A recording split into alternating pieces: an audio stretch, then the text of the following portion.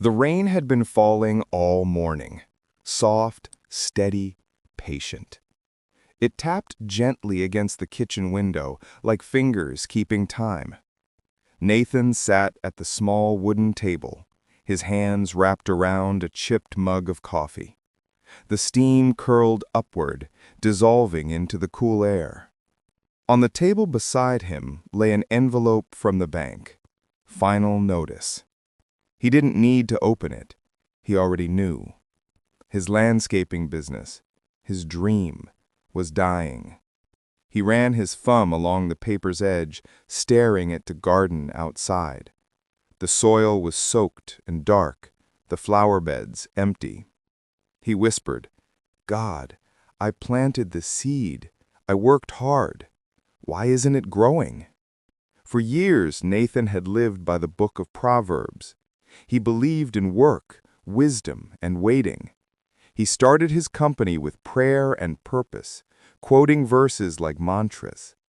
"Commit to the Lord whatever you do, and He will establish your plans." Proverbs 16:3. And for a while, everything worked. Clients came, reviews were good, the bills got paid. He could almost feel God smiling at him. But then, one by one, things began to fall apart. A storm ruined his best client's yard. 2 trucks broke down in the same week. Payments delayed. Expenses doubled. And suddenly what once felt like faith now felt like failure.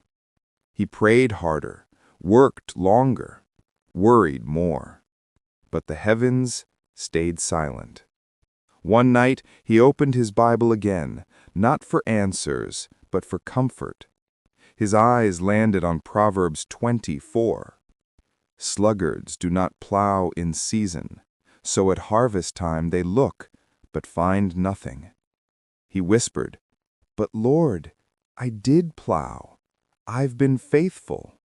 And something inside him stirred, a thought quiet but piercing.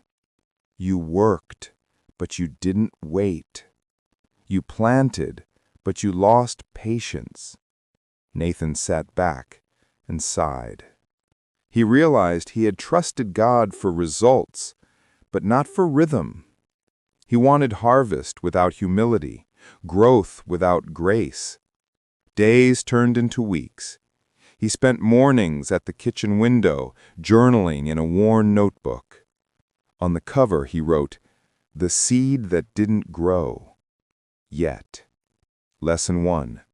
Growth takes time. Lesson 2. Waiting is watering. Lesson 3. God grows roots before fruit. As he wrote, he began to notice small signs of life around him. The smell of rain in the soil. A single green sprout pushing through a crack in the pavement. A neighbor waving with a shy smile. The world hadn't stopped growing, only his perspective had. One afternoon, a woman came into his shop. She was one of his old clients, kind eyes, muddy boots. "I'm starting a small community garden downtown," she said. "I need someone who understands plants and people." Nathan hesitated. The job was small, barely paid enough to matter. But something about her tone, hopeful, gentle, reminded him of faith's quiet persistence. He accepted. That decision changed everything. The project began slowly. Volunteers came with worn gloves and second-hand tools. Children dug in the dirt, laughing as earthworms wriggled between their fingers.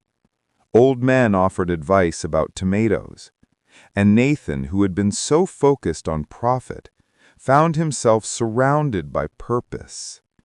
If this message is already speaking to your heart, take a moment to subscribe and stay with us. Every day we share stories of faith and wisdom from Proverbs, reminders that God's timing is never late. As the months passed, the garden flourished. Vines climbed the fences, bees hummed in the air. Nathan found joy in the rhythm of tending, watering, pruning, trusting. He started arriving early just to listen to the silence before sunrise.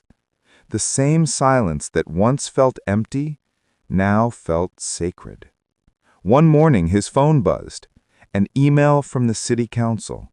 They had seen photos of the community garden online. They wanted Nathan to lead a program to build more gardens across the district. He blinked, rereading the words. The seed that didn't grow was now spreading roots across the city. He leaned back, eyes wet, and whispered, "So that's what you were doing, Lord?" He finally understood. God hadn't ignored his prayers. He had answered them slowly, deeply, in ways Nathan couldn't see. The delay wasn't punishment. It was protection. That night he wrote his final journal entry. The seed doesn't grow when I demand it to. It grows when God knows I'm ready to care for the harvest. He closed the book and stepped outside. The air was cool, the rain had stopped. The moonlight shimmered over wet soil. He looked at the small garden behind his home, the one he had once called dead, and smiled at the quiet green beginning to break through the ground. Maybe you're there too, waiting, wondering. You've planted, prayed, and poured your heart into something that still hasn't grown. But God is working in your soil, deep beneath the surface, beyond your sight. Faith is not the absence of waiting. Faith is learning to trust that delay has a purpose. So don't give up on your seed. Don't stop watering what looks dry. Because the same God who wrote Proverbs still writes your story, patiently, perfectly, on time.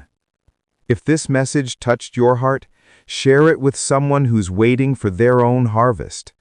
And leave a blue heart in the comments to let us know you're still trusting the process.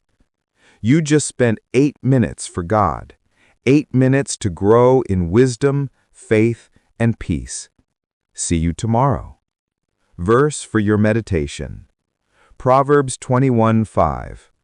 The plans of the diligent lead surely to abundance, but everyone who is hasty comes only to poverty.